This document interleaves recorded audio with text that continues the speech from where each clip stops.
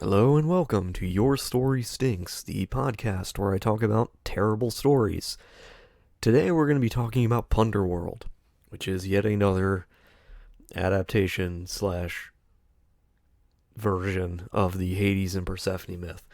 I'm not exactly sure why so many stories want to talk about Hades and Persephone, but apparently they do. I think it's the Beauty and the Beast effect. Everybody likes to reimagine every relationship in mythology as a Beauty and a Beast situation.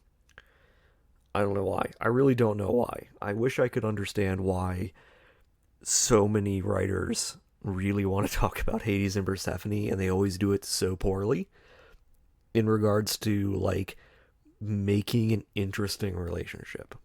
But we'll get to that. I'm getting ahead of myself. It's a webtoon. Now I hate webtoons as a general rule, mostly because they're all kind of bad, I guess you could say. Like the general business model of webtoons irks me because essentially it follows the Dojin manhwa sort of business model of we take authors from other countries, we poorly translate them, and we mass produce art for them, and then we shovel them out the door for unknowing young adult women, basically. So you end up with just the most paint by numbers, awful stuff that is poorly drawn and poorly written.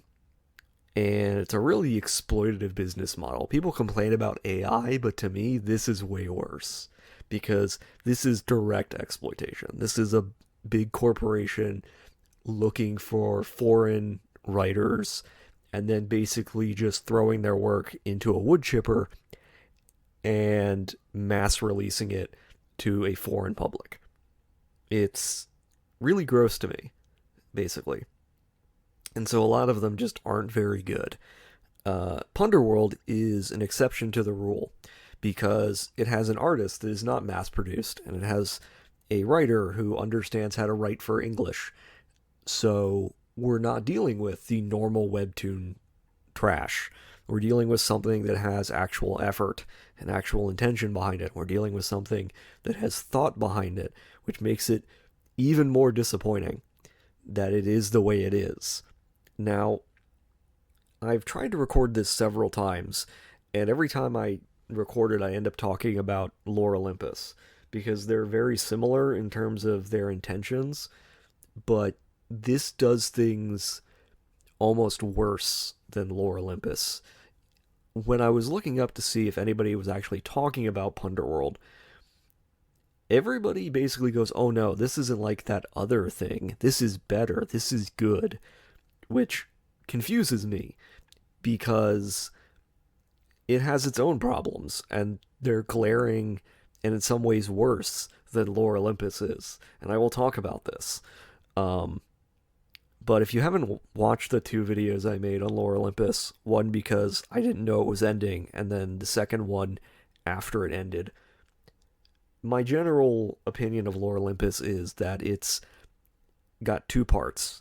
It's a decent to okay romantic story at first, in the first half, and then it tries to become a fantasy epic and falls on its face. Like that's basically my opinion, is that it's an okay story that nobody would care about until it becomes a fantasy epic and it just throws all of its understanding and all of its characters and all of its like abilities out the window because the author doesn't know how to write a fantasy epic and doesn't understand that romance and fantasy have different tropes and different story structures. And because they don't know this, it all falls apart. But, as I said in those videos, there's nothing intrinsically wrong with taking mythology and doing your own thing with it.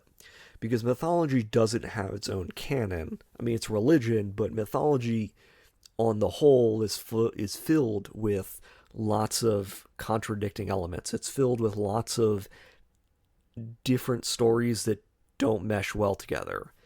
For example, Aphrodite has 3 different origin stories, and they're all canon because it's mythology. It's religion. Religion doesn't have to square any circles. It doesn't have to make sense. It just has to give you explanations for things. It's religion. So there's nothing intrinsically wrong with taking mythology and doing your own thing with it. I would say that a lot of people don't like to hear that, but in my opinion, there's nothing wrong with reimagining mythology. Here's the bigger issue, though.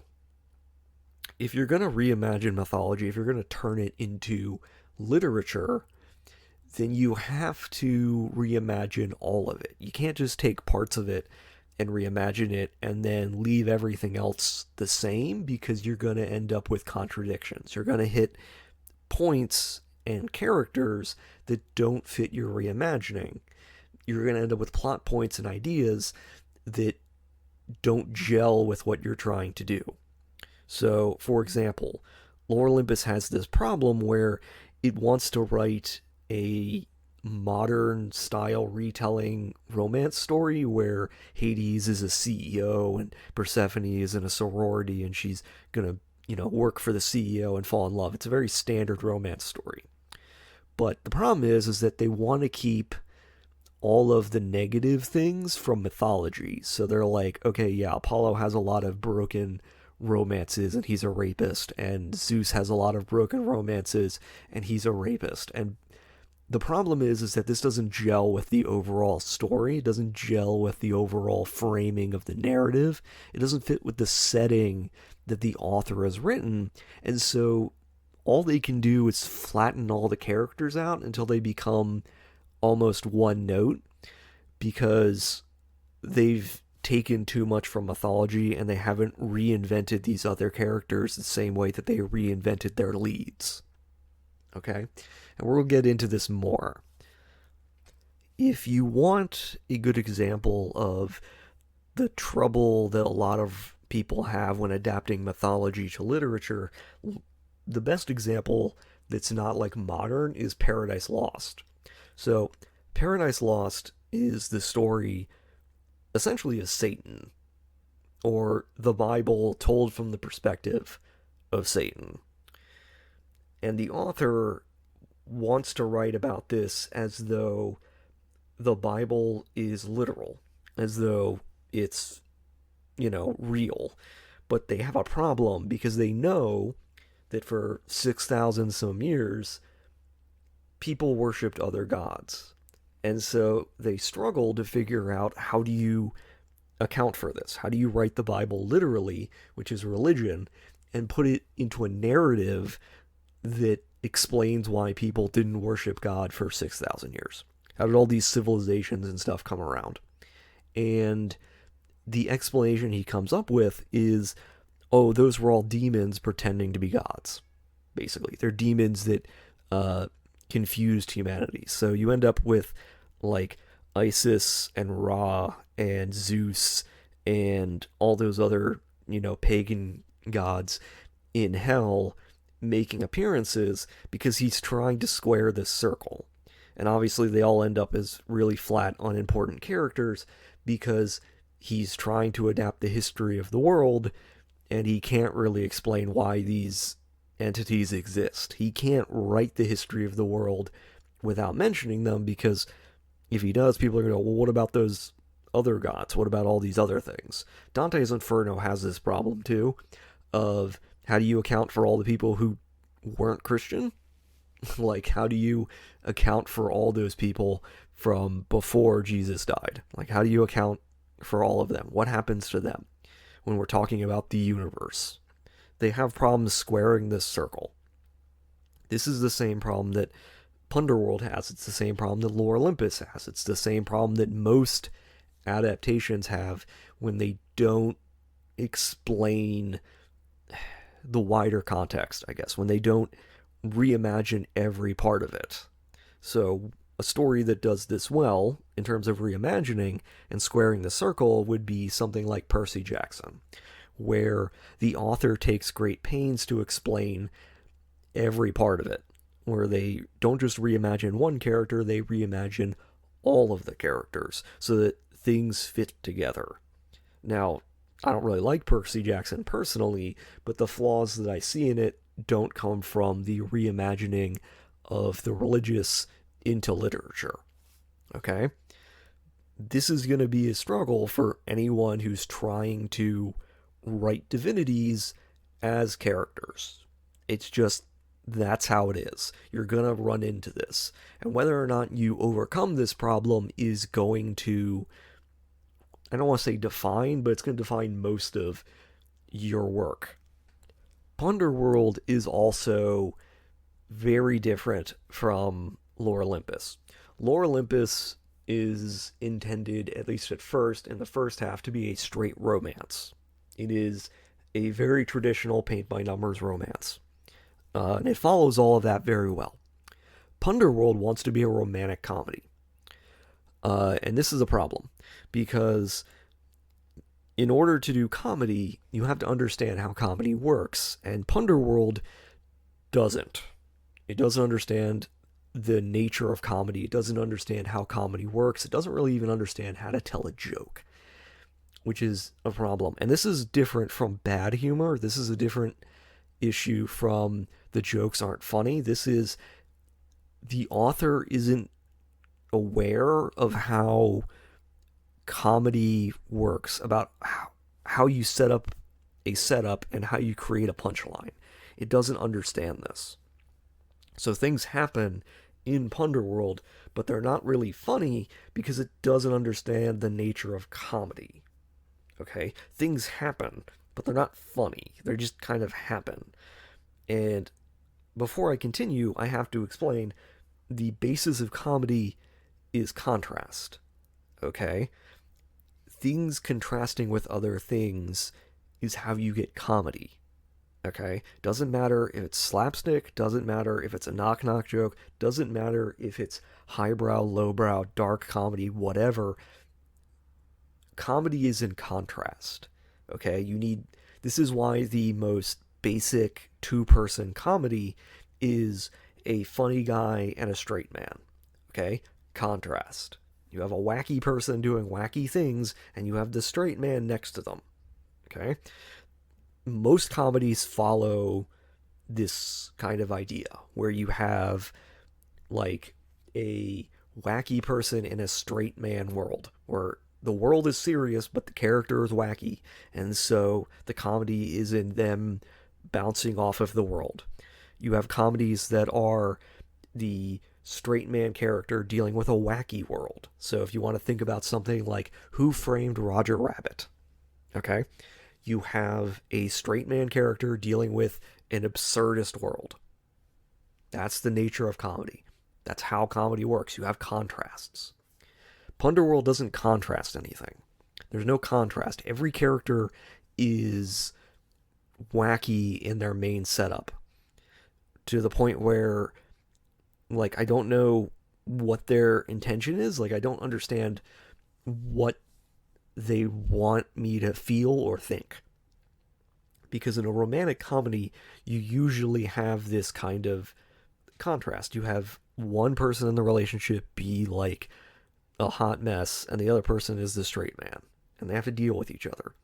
Or you have both characters be the straight man, and the world is crazy and chaotic, and so they have to deal with that. That's how the romantic comedy works. Or they're both wacky and the world is straight man. They gotta fit into it. You know, various things like this. You know, there's contrast there. Punderworld has Persephone be a hot mess, Hades is a hot mess, the world is a hot mess. There's nothing being contrasted to anything else. When shenanigans happen, it's like, okay, well, the world is filled with shenanigans as it's told to us, so there's no reason why this is funny. It's just things happening. So I don't understand where the comedy is meant to come from, because nothing is really funny. Nothing funny is happening because nothing's being contrasted. There's no joke being told. You know, the main rule of comedy is you shouldn't have to explain the joke, but you should be able to explain the joke. Okay? Whenever you tell a joke, it should be explainable, but you shouldn't have to explain it. I can't explain any of the jokes in this because everybody is wacky and everybody is a hot mess and everything is nonsensical. So nothing is being contrasted. But honestly, in order to explain this point further, I need to delve into the characters themselves and why the characters don't really work, at least not for what the Reimagine wants them to be. So I mentioned this already, but the main reason I think most people want to reimagine Hades and Persephone as opposed to any of the other romances is because it's very standard Beauty and the Beast format in terms of like, oh, you have like this dark brooding guy and you have this innocent girl and she's thrown into a place that she's alone and has to deal with things. And oh, she teaches him how to love, and it's all very basic Beauty and the Beast bullshit. Um, I will say that it's not particularly interesting anymore. I guess that's the way to put it. Like, everybody wants to do Hades and Persephone, and they all come up with the same idea of Hades is a clueless moron, and Persephone is a wide-eyed idealist. Like, it's very interesting to me that every single reimagining of Hades and Persephone comes up with the same reimagining. None of them are breaking new ground. There's nothing particularly new or interesting or feminist or like, I don't know. There's nothing controversial about this anymore. They're not retelling a story that hasn't been retold 1,000 times. At this point, this is well-tread ground, which makes it almost weirder about the missteps that they take in writing this. Because in trying to write it as a comedy, they end up creating characters that don't make sense. And again, this comes back to talking about the world and trying to square the circle. Okay? Let's start with Demeter, okay? Now, Demeter in a lot of these stories is the villain because she's written as this overbearing, soulless, hostile woman who basically wants to keep her kid under her thumb. And you could reasonably understand this in some regards if the world was set up correctly. But if you don't set up the world correctly, she doesn't make any sense, and it's not clear why she wants, her daughter to do these things. It doesn't make any sense.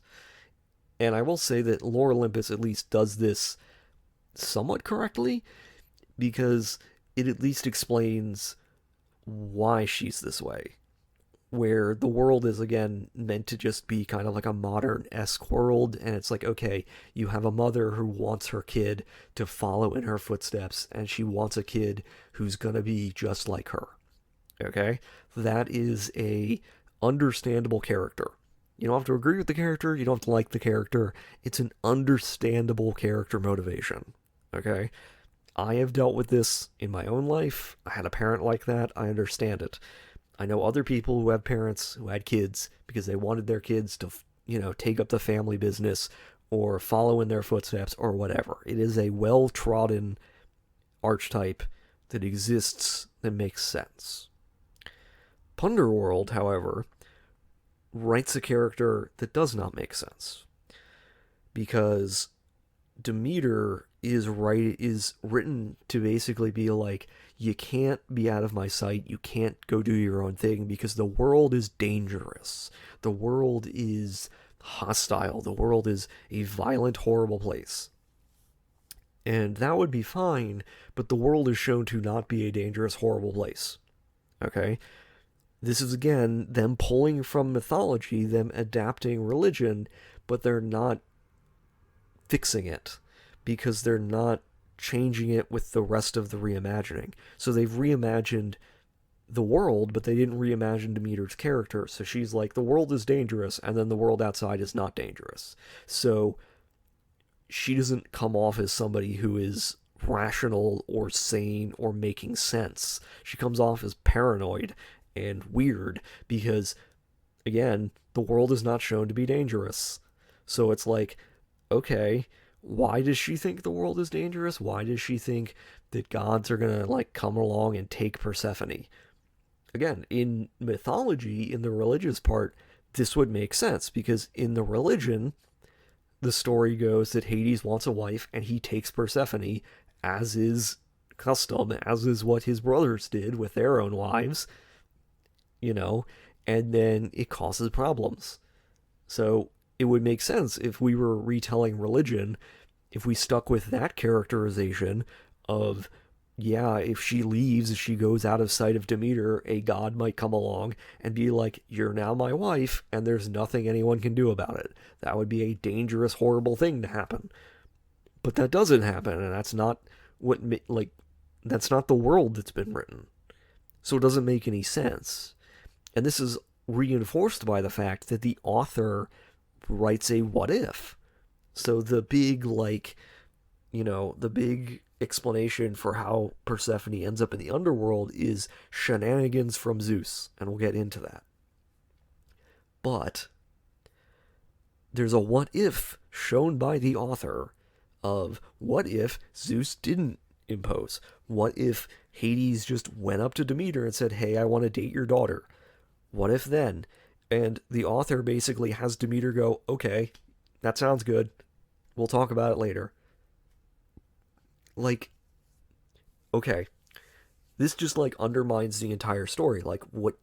So she thinks the world is dangerous, and she can't let her daughter see anyone. But the moment Hades shows up and is like, "Hey, I want to date your daughter," she's like, "Okay, I guess that sounds good." Like, it doesn't make any sense. It contrasts. Like this is contradictory. Doesn't make any sense, and it's kind of made worse by the fact that Hades himself is a bumbling moron. Like, I don't think I've ever seen a version of Hades that is this inept and this weird, because he's written very strangely.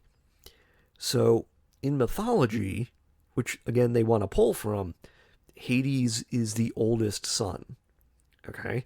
If everything had gone the way that it was supposed to in quote unquote tradition, he would have ruled the heavens. But he makes a wager with Zeus and he quote unquote loses. He pulls the short straw. He gets the underworld. He's still, ruler of 1/3 of the universe, but, he's in the underworld. And most characterizations of Hades in mythology are of a cold, unfeeling individual. He's someone who doesn't bend or break. So the dead don't leave the underworld, for example. They can't. And if you break the rules, he's gonna punish you very harshly. That's his job. That's his rule. And this version writes him as though he's the youngest brother, almost. Where he's like, he doesn't understand normal conventions. He doesn't understand social cues. He doesn't understand like other people. He's awkward and he's easily flustered. He's someone who doesn't really have the will to impose on anyone. He doesn't like have any charisma. It's very strange because when he's contrasted with Zeus, Zeus comes off as the oldest brother.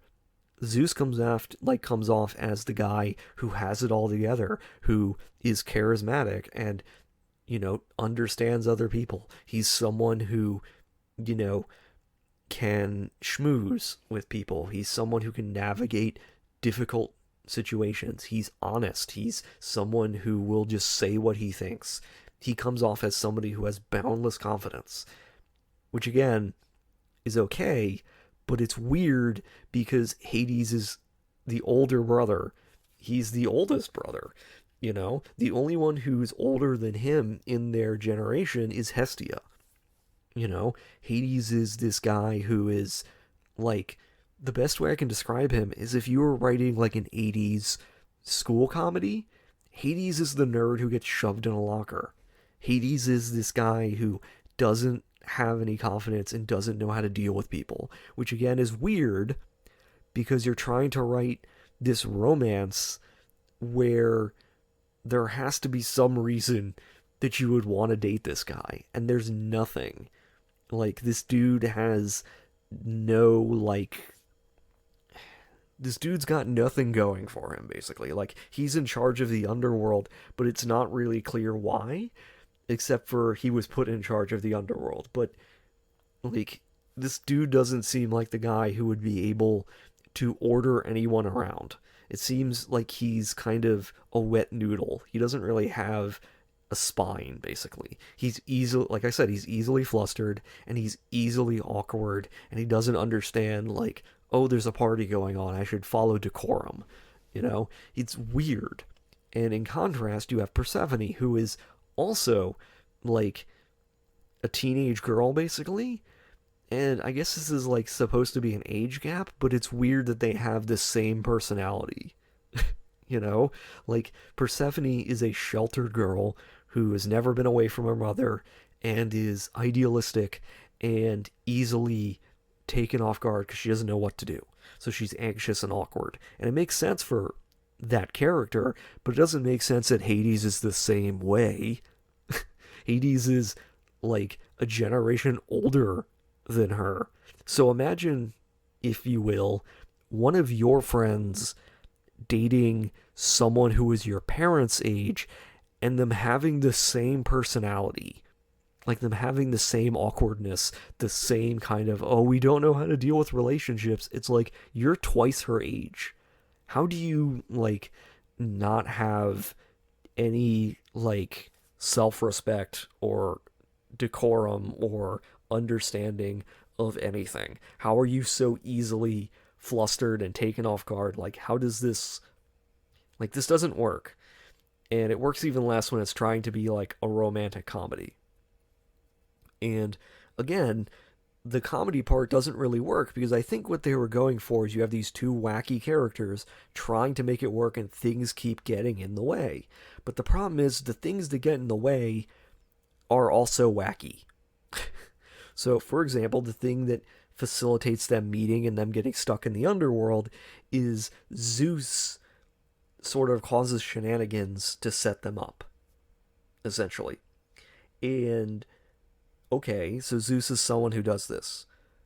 But that shenanigans is also wacky. So you have two wacky characters in a wacky world dealing with wacky shenanigans. None of this is contrasted, so none of it's funny. It's just all happening.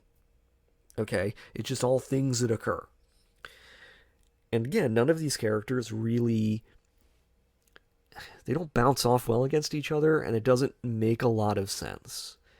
Now, there's one other thing I need to talk about, which is I don't know why all of these reimaginings are so desperate to keep so much of mythology exact. Okay? So, what I mean by that is, if you're going to reimagine everything, reimagine everything. Okay, so he's king of the underworld, and he's dealing with things, but if you're going to write a romantic comedy, it should be about their romantic endeavors.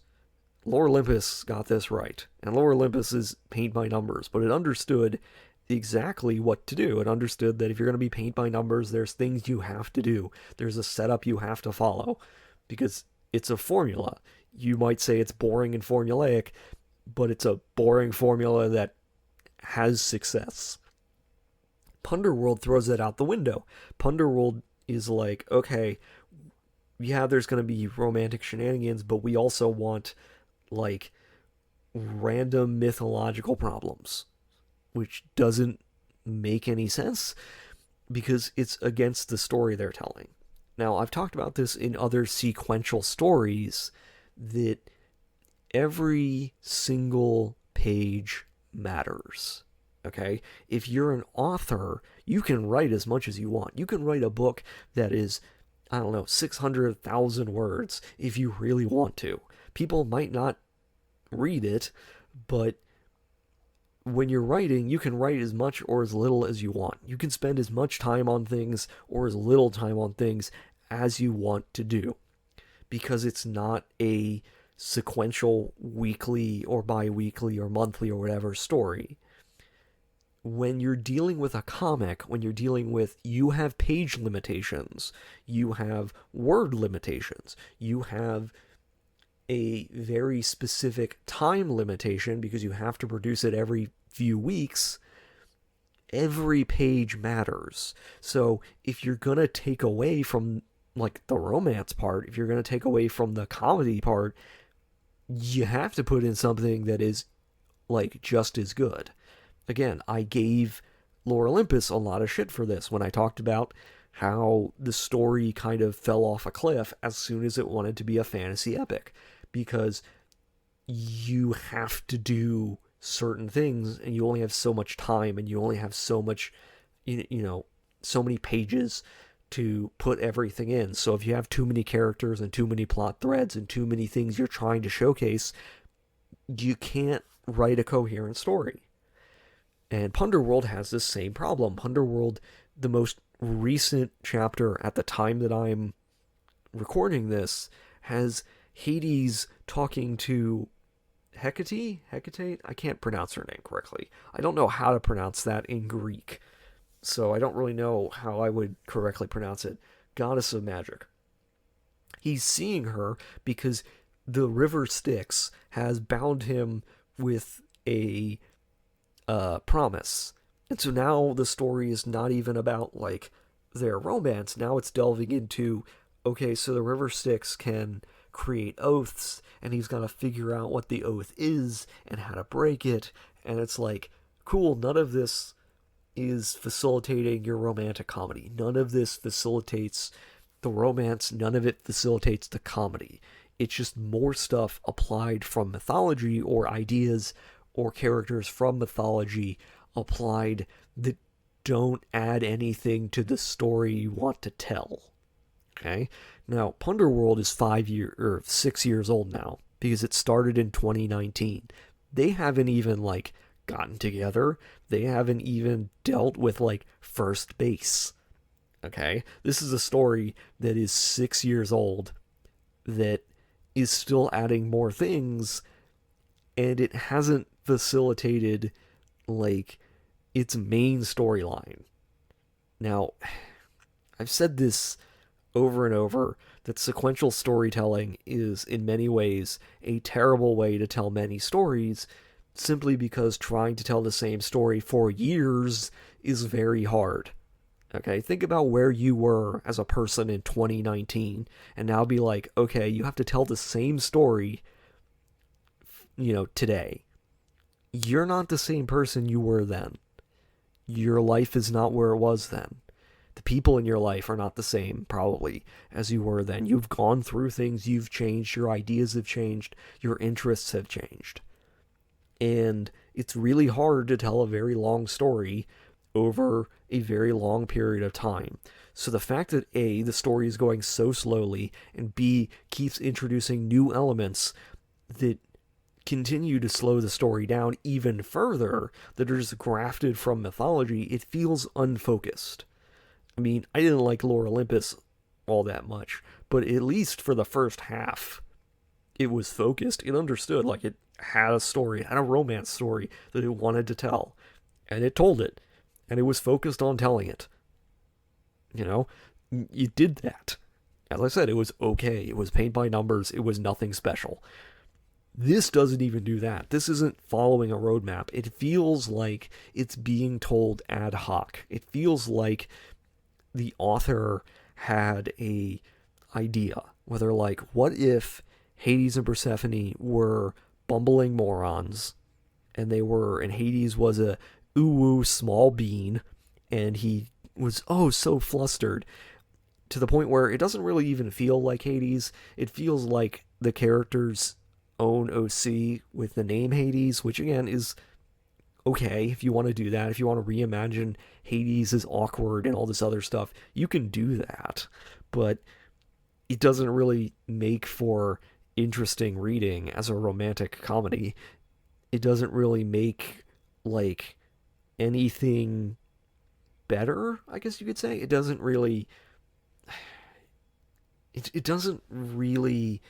make for good reading, and it feels ad hoc.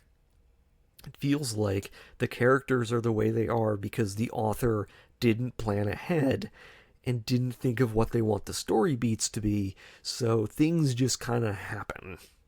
And they just keep adding more stuff as they think of it. So nothing's progressing, is what I'm getting at.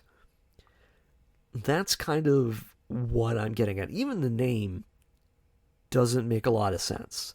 Punderworld is obviously a play on words of underworld. It's itself trying to be funny, but the series isn't funny. So that doesn't make any sense. Like if you heard the name and you didn't know what it was about, like if you just the name, you were like, I want to introduce you to a new series. It's called Punderworld. The series you would imagine would probably be more comedic than what you actually get. Because it's not funny, it doesn't have any puns for the most part. It's not well thought out, it's not well written, it's not well structured. So you don't really get any of the things that you need. Now, I'm going to make a few assumptions here, but I think the author is either young or they underestimate how much work and effort it is to write a good comedy.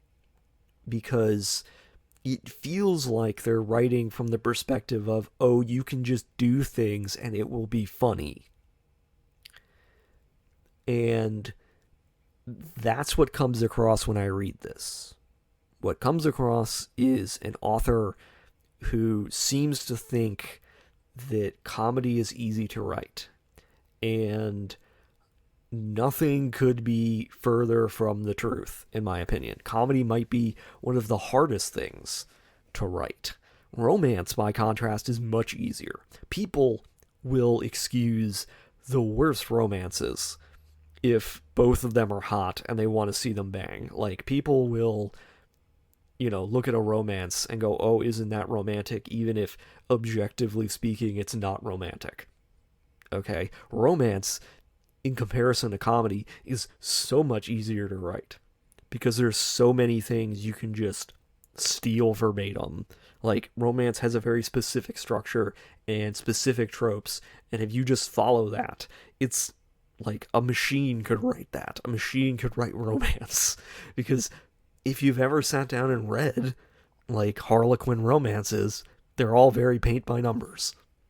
If you read most webtoons, they're all very paint by numbers, and most of them are romances, because, again, romance is a very easy genre to write, comparatively. Comedy is hard.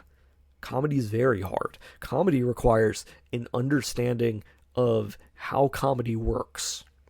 This is why the two major genres are comedy and tragedy. Okay?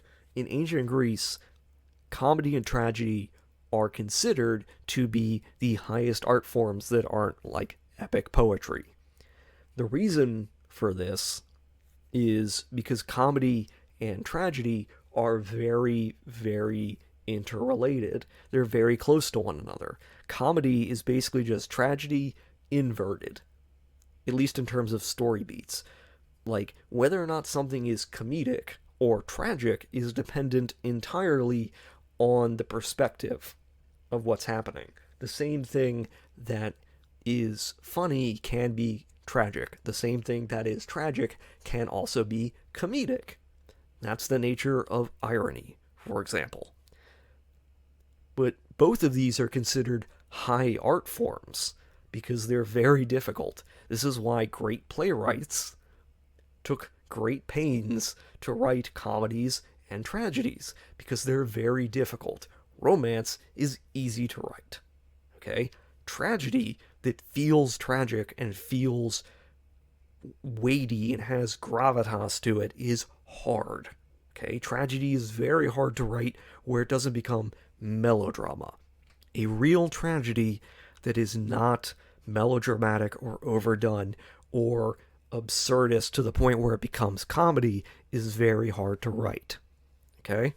Comedy that's funny, that's not stupid, that's not boring, that's not uninteresting, that's not unfunny, is very hard to write.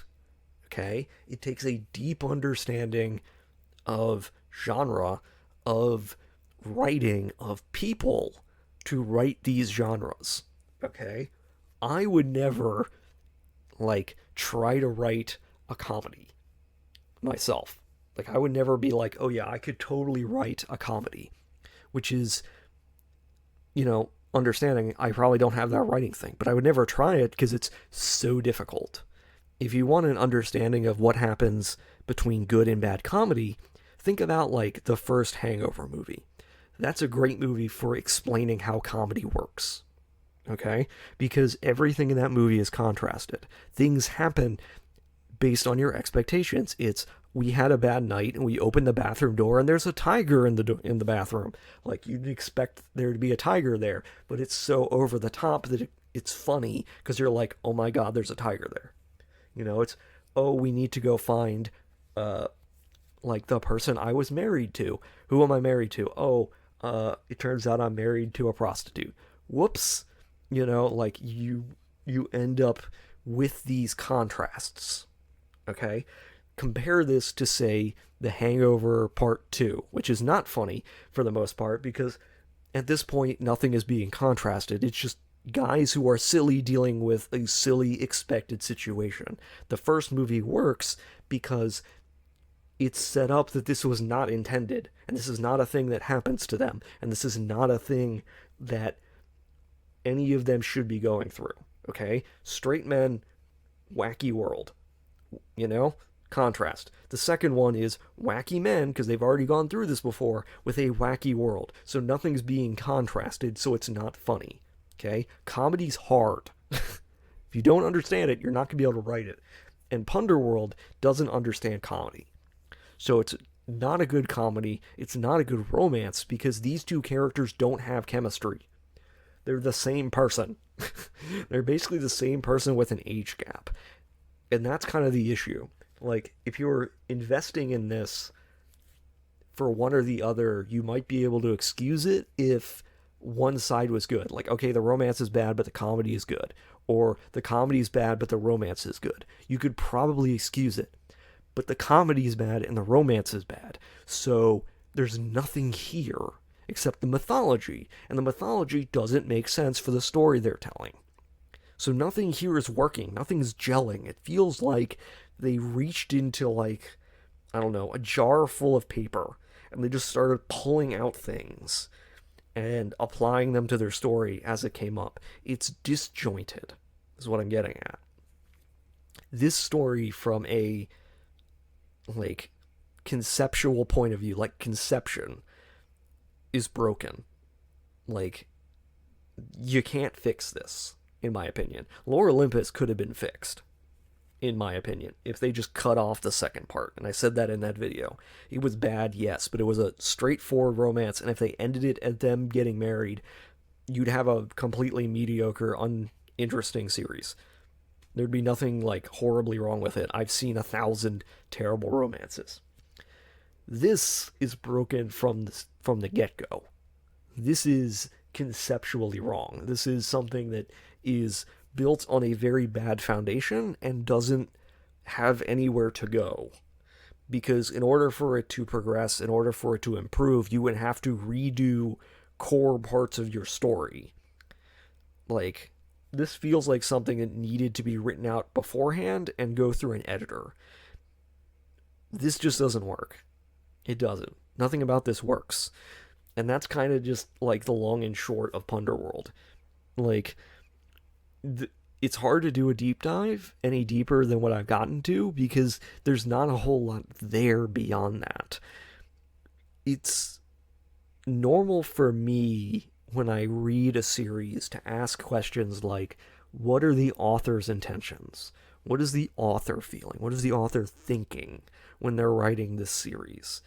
And normally you can kind of pick up on things based on that. So when I talked about Jujutsu Kaisen, I said that it felt like the author was trying to kill its own series. That the author was like, wow, I hate writing this, and I'm going to do whatever in my power to just ruin my own series so I can stop writing it. Like, that's what it felt like. That's the vibe I got reading it.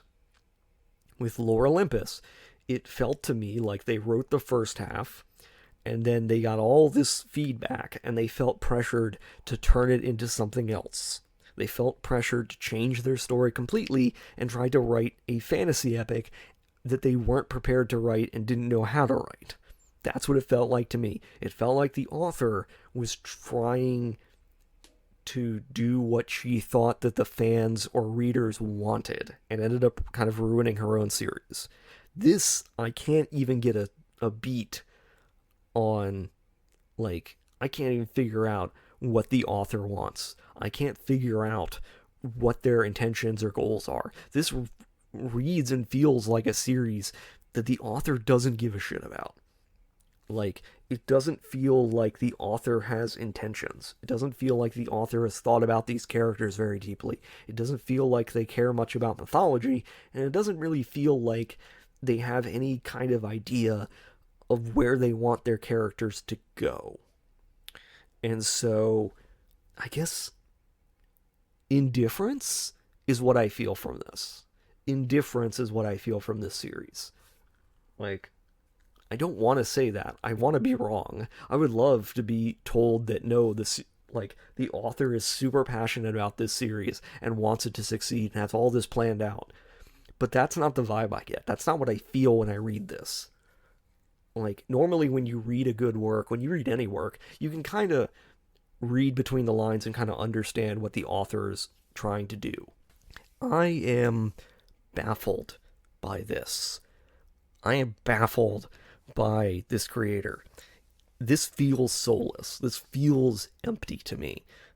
Maybe it's not. Maybe I'm being too harsh. But it feels like a series that the author doesn't give a shit about. It feels like a series that the author is releasing, like, for contractual obligation. That's the vibe I get.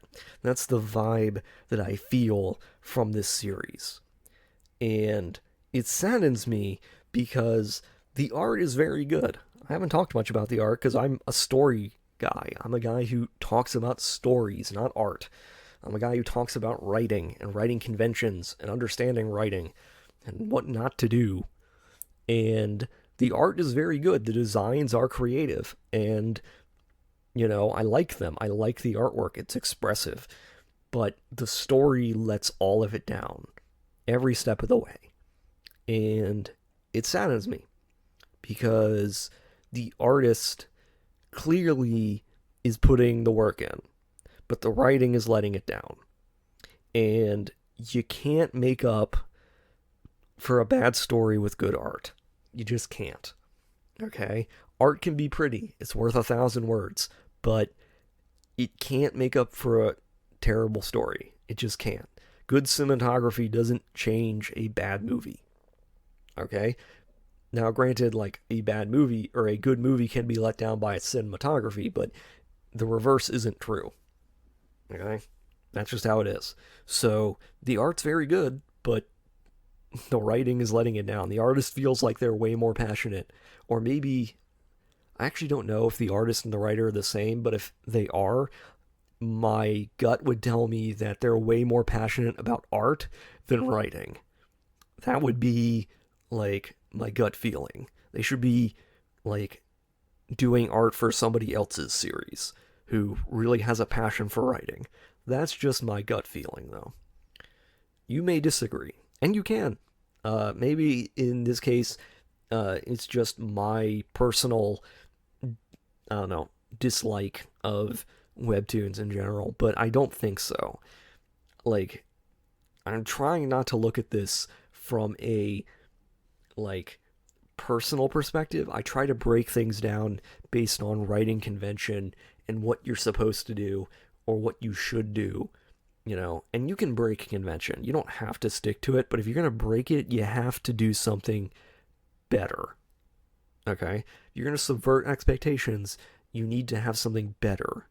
If you don't want everybody to be like, oh wow, that was terrible. And that's it. That's all I have to say.